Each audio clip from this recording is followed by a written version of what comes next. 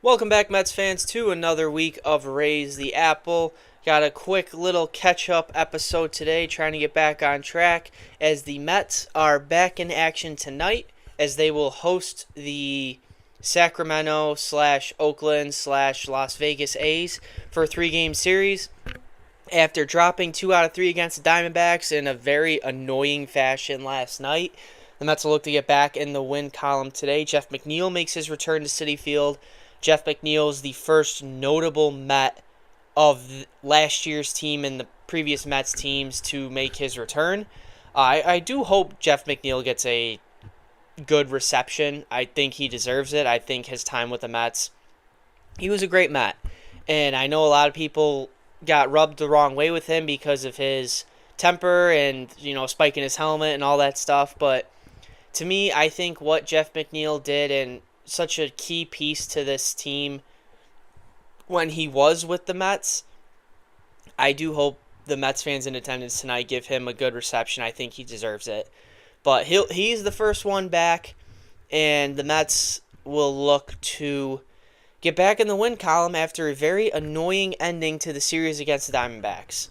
A fantastic start by Nolan McLean kind of goes to waste. Bullpen flunders a little bit, and I think I just made up a word there. The bullpen, I can't see. I'm in a weird crossroad with the loss yesterday because, yes, the bullpen melted down, but it's very hard for the bullpen when it's a 1-0 game and they blow it. This Mets offense is better than a Luis Robert home run, and that's all they can do for the entirety of the game. The inconsistency, at the end of the Giants series and the start of the Diamondbacks series, it looked like the Mets offense was finally getting into a groove, and then they came back down again.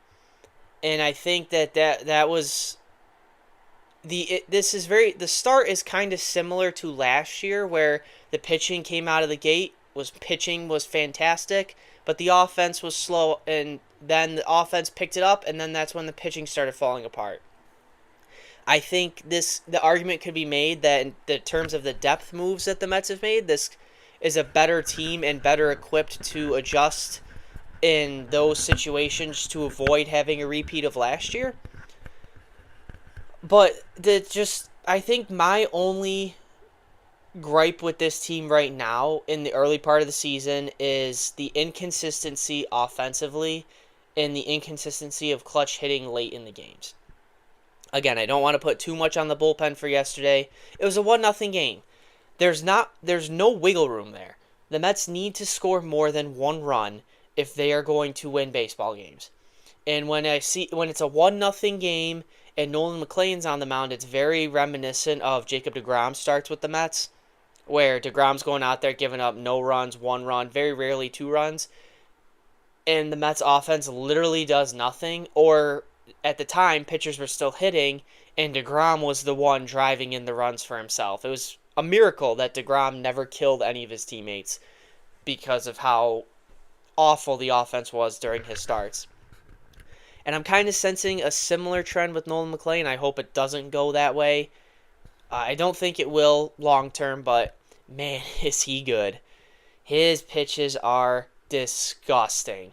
Just watching him on TV, I'm in awe at the way they move and just how effortlessly he makes it seem. And I also appreciate how quick he moves, too. He's not, if you remember on the Dodgers, before the pitch clock, Pedro Baez was a reliever with the Dodgers, and he took forever. He gets the ball back from the catcher. He's got to, fix his hair, adjust his hat. He's got to retighten his belt. He's got to unbutton and rebutton his jersey. He's got to retie both his shoes, and then he can get the sign and he's ready to pitch. I love how quickly and efficiently McLean works, and I think that is going to be a huge advantage to hitters because a lot of pitchers have adjusted to the pitch clock pretty well, but McLean moves a little faster than that pitch clock, so I think that that's going to work well for his advantage in the future. The other game in this series that was annoying was David Peterson's start. That's 2 starts in a row where Peterson has struggled.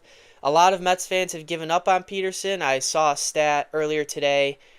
Since his complete game against the Nationals, which was in the earlier portion of last year, his ERA is around 5 or a little above 5. I'm not giving up on David Peterson. I think David Peterson is a huge piece in this rotation. I think he's going to be a key contributor. Obviously, yes, it's two bad starts in a row, but a lot of it is just, he's not giving up home runs. I don't think he's given up a home run yet. He's just giving up a lot of hits. And if we remember when he came up initially, he couldn't find the strike zone. Now he's finding the strike zone, and in 2024 and into the start of 2025, he's been fantastic.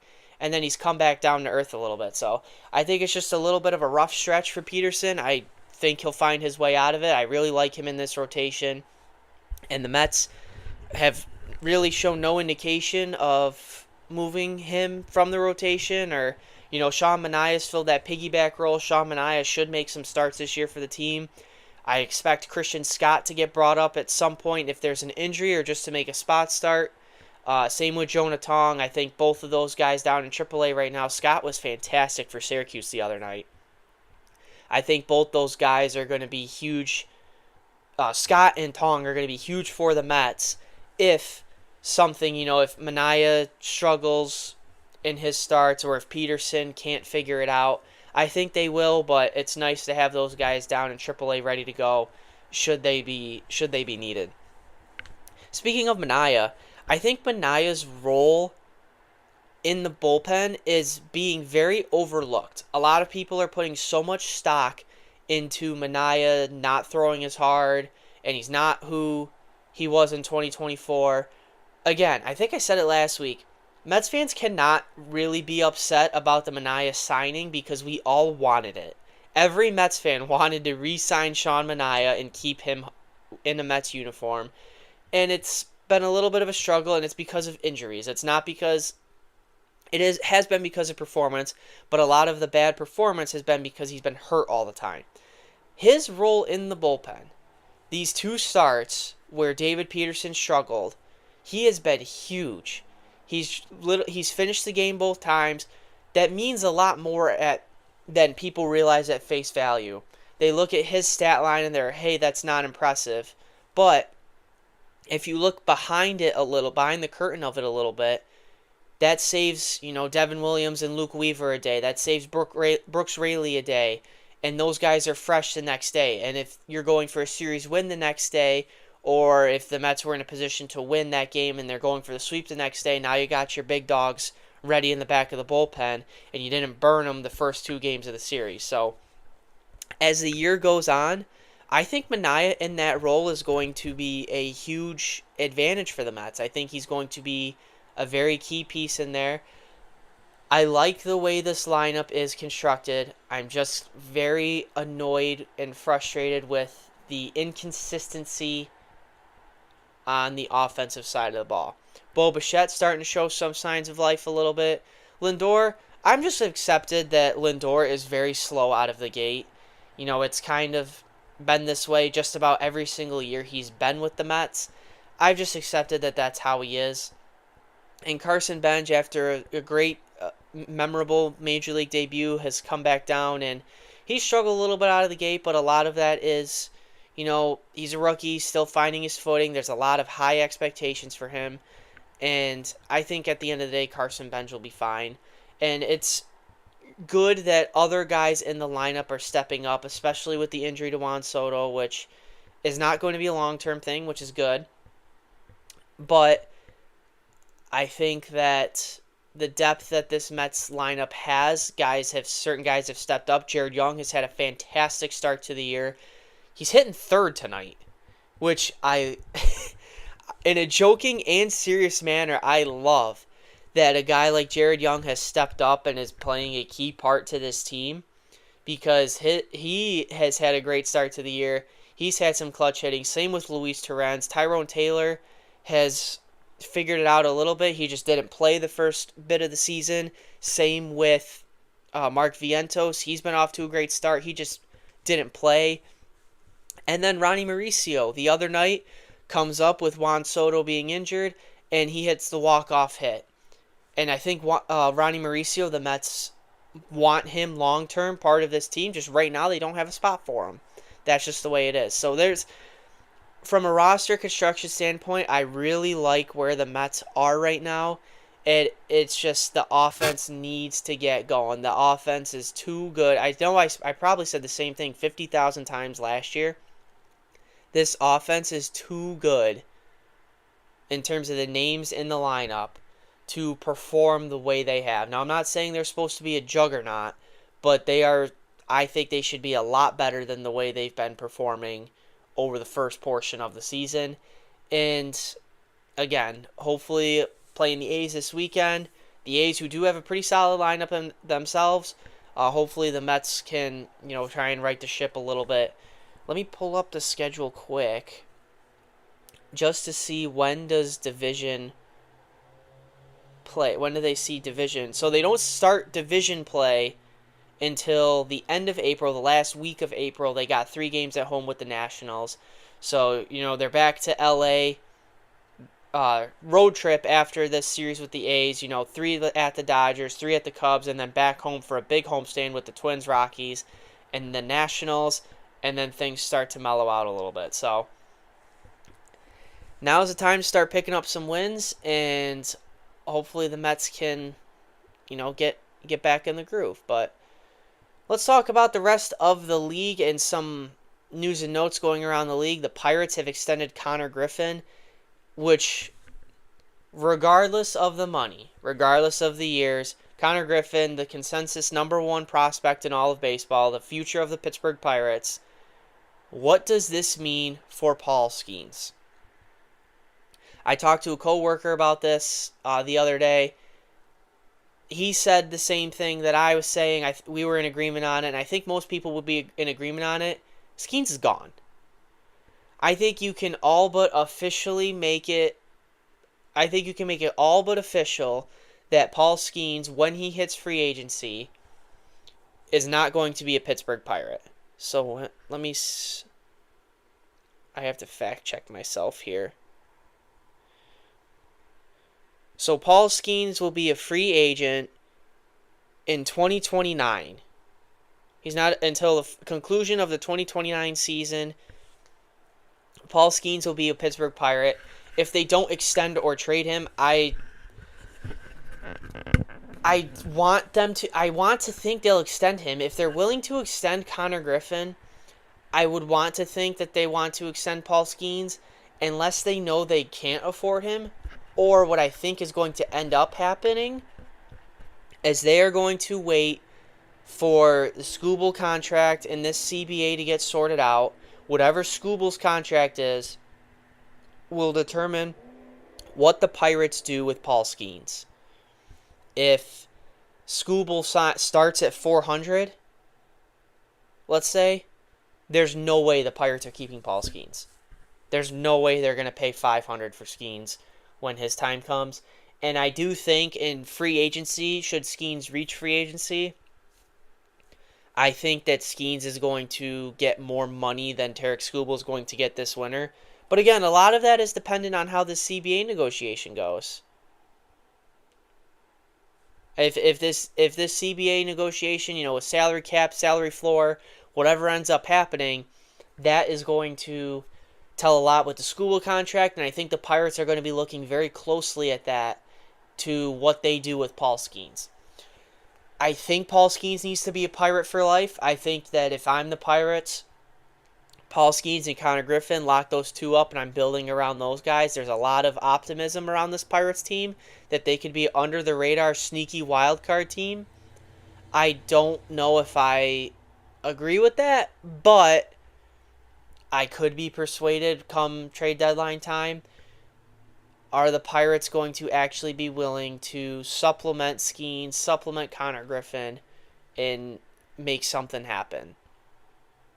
So I think it's all but official that Skeens is going to be gone. Miracles can happen, but I'm trying to think of why they are so quick and willing to extend Connor Griffin and not Paul Skeens unless they know they can't afford Paul Skeens.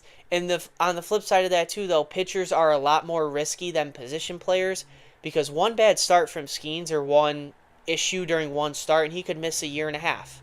You know, if it's a Tommy John or a thoracic outlet syndrome type injury, one pitch from one start could ruin all of that. With position players, it's not as common. You know, we're in this age where the Achilles and the ACL are the big injuries that guys have, but you know, it's a lot more risky giving a lot of money to a pitcher than it is to a position player. So, good for Connor Griffin getting his extension, getting his money, and I hope the Pirates can get it done with Paul Skeens. I'm just not optimistic at all that they're going to do that. I am optimistic, though, that if I ever go to an Angels game, I am staying away from Jorge Soler. Because, oh my goodness, Jorge Soler and Ronaldo Lopez get into it, and wow. So I'm pretty sure that they were teammates with each other in Atlanta. I'm just trying to remember what year. It is 2024, I believe. Yes, 2024. Ronaldo Lopez and Jorge Soler were teammates in Atlanta. So the other night, Lopez is pitching, sails one, up and in on Soler. Soler just stares for a good 10 to 15 seconds, just stares out at Lopez, and then charges the mound. And then haymakers start flying, and a whole brawl ensues, and you got Walt Weiss freaking picking up Jorge Soler, who is not a small man. And then I didn't realize this till the next morning. Ronaldo Lopez kept the ball in his hand, so when he swung at Jorge Soler, he swung at him, hit him in the head with the baseball in his hand, which is one of the craziest things I've ever seen in a baseball fight. You know, it's up there with Clemens throwing his bat at throwing Piazza's bat back at him. You got the Nolan Ryan brawl. I mean, I've never seen a fight like that, and I haven't seen anything on Twitter. I'm sure there has been a little bit of reporting on what happened, or if there's history with those guys. I didn't watch the game. I watched the fight after the fact the next morning, so there could have been some build-up during the game for that. But for Jorge Soler to stare the way he did for as long as he did, and then decide, hey, I'm going to go out and charge the mound, I think there had to have been something else that happened before that fight, because that was quite the scene a little bit. That was that was a good one. I see a lot of people say they hate when there's fighting in baseball because it's not part of the game. It's getting people talking about baseball. And I think that is I think that's a good thing for baseball. You as long as people are talking about it, you know, the old saying, thriving off bad publicity, there's no such thing as bad publicity. Bad publicity is good publicity in disguise, all that stereotypical stuff. It's good for baseball. People are talking about it when there's fights like that. Whether you love it or hate it, that's just the way it is. They both got a 7-game suspension, and then Lopez was reduced to 5, so he'll only miss one start. And that was a good one. I think it's up there for me, the Perdomo Nolan Arenado fight from a few years ago when Arenado was still with the Rockies. Just because when Arenado started charging the mound and Perdomo throws his glove and starts moonwalking backwards trying to avoid him. That's still probably one of my favorite fights. Also, Hunter Strickland and Bryce Harper's up there too. But the Ronaldo Lopez Jorge Soler one, I definitely think is one of the better altercations that baseball's had in quite some time. So, good times. But that's pretty much going to wrap it up for this week on Raise the Apple. The Mets are off to a